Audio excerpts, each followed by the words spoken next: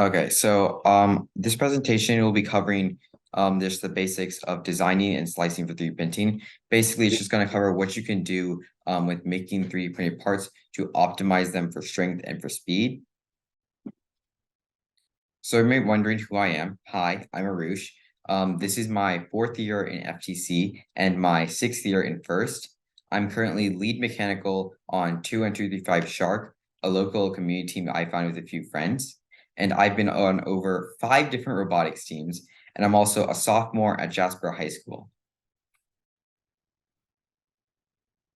So for those who don't know, slicing is a process, and it's basically how you transform a part made in whatever CAD software you use to instructions that your printer can understand.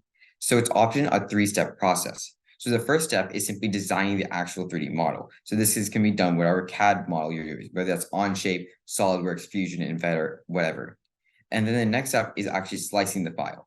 And what that does is it's basically telling your printer what kind of orientation you want to print your part and how you want that part to be printed. Once you do that, you can then export that data and give that to your printer for it to finally print that and make that object. So the way it accomplishes this is by using something called G-code. And G-code is basically printer instructions that the printer can understand and so that it can make the 3D model. And so it's analogous to how you can think of C++ in that in just how C++ allows your computer to understand the keystrokes of your laptop. In a similar fashion, G-code allows your 3D printer to understand your 3D model. So the first thing I want to cover is screws and tolerances.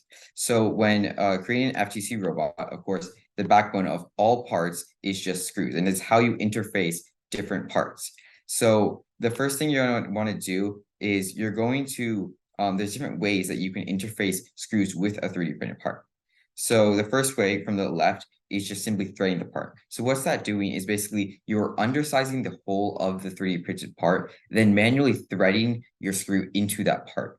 This is often a very weak method of using screws with a 3D printed part, as over time, that thread is going to basically just break apart and it's going to be a through hole where the screw can just go in and out with nothing holding it in place. A much better and more common way of holding parts onto screws is using knurl nuts. So the brass parts you can see shown are what's called knurl nuts. And what you do often is you can heat these parts and put them in your 3D printed part. And once that's done, it has a cavity within the part itself to hold your screws. You can also apply the same principle with just regular nuts and heating them up and putting them in your part. Another great, and I think probably the best way, in my opinion, for dealing with parts is imprint nuts. And so the way this works is while your 3D printer is layer by layer making your 3D printed part, you can pause that printing process and in the middle, put a nut in the middle of your 3D printed part. Once that's done, you can simply resume the 3D printer. And once the part is finished, you can go in later and basically just put your screw into what would be a regular nut. And then the final option shown is just the most effective way and the most common way that you're going to see. It's just simply just putting a nut on the other side of the 3D printed part. And so in this case, they've recessed it so that the part does not stick out of this long plastic piece. Another thing you consider when dealing with screws is tolerances. So tolerances are just there because 3D printers have an innate property, though, after your printer has finished printing, the holes that you have made in your CAD model will be smaller. And this is simply due to the fact that once the plastic has cooled down, it will have shrunken and your hole will have to be made smaller. So you can compensate that by making your holes bigger. And you can see just a table of a few common metrics that my team uses. And what you're going to want to do is test these for yourself as tolerances for like M3 screws and M4 screws. It varies by printer to printer, and it can also vary just by depending on what type of filament you're using, how fast you're printing. And so it's just something you want to have to test to find out. So now I want to cover a few things you can do for optimizing parts for strength. So the first thing to consider is the orientation and the forces that are in play with your 3D printed part. So these the small arrows you can see shown in the part are what's called stress vectors, and they're showing how the part is being like what forces are on that part. And so what you can do is you can reorient your part in such ways so that it can be made stronger. As the fact for this is that 3D printed parts are innately stronger along their X and Y axes compared to their Z axis layer by layer. And the simple reason for this is that 3D printed parts have less adhesion between their separate layer lines, while on a single layer, it's much more stronger. So by reorienting the part, you can effectively make them stronger. Another way to make parts stronger is simply by filleting it. And the way fillets make your part stronger is without fillets, sharp corners are often where stress lines bunch up, and that's most likely where you're going to see a fracture. So by filleting it apart, you're effectively spreading that load over a larger distance, thereby mitigating the risk of the part fracturing or breaking. So now I just want to cover a few general kind of design tips. And so on the left, I have a part from 16461 Infinite Turtles. And it's a pretty complex part that they used last season. And what you can see here is they have a small rectangle on the left that's just sticking out. And the way they're able to print this is they use a chamfer and chamfer to remove the need for support material. And by doing this, it speeds up printing time and wastes less material.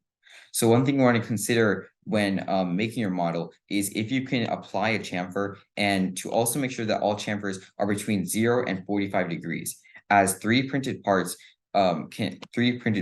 can't have overhangs greater than 45 degrees, simply due to the fact that at that point the 3D printer is going to be printing over thin air, which is just simply impossible. Another way to deal with parts that are pretty complex that you don't want to use support material for, and that you can also strengthen with, is by splitting the part. So on the right, I have a servo holder, and what I've done here is I've split that part so that it can be made stronger and then reattached with M2 and M3 screws. So what this can do is it mitigates the need for support material, obviously, but it can also sometimes increase the strength of your part, as you have, of course, these just metal screws going through the part, reinforcing the part itself, adding more strength and dexterity to your print, making it more robust. So we can apply these skills to a example part that I designed. So here you just imagine this as some kind of claw, a long claw, and what you can see is that in its original orientation and printing stature, it's going to require support, and that small rectangle shown here is very likely to break. It's also very weak due to being unfilleted, which means at its corners there's going to be very high stress concentrations. And what we can do to fix this is we can reorient the part and then split the part. From there, we can then just reattach it using M2 and M3 screws. So if you guys have any questions, feel free to ask.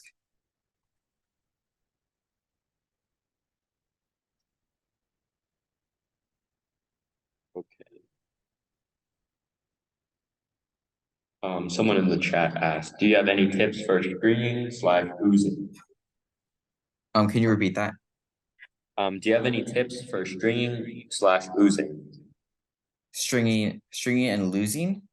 Oozing, like the filament oozing out of the nozzle. Filament oozing. So that's most likely filament oozing. It sounds like at that point that sounds like an extruder problem, and it's most likely that you're going to want to just like look up what kind of issues are common with the type of extruder that you're using. Because oozing filament most likely means that the hot end and the extruder is running a bit too hard and a bit too hot.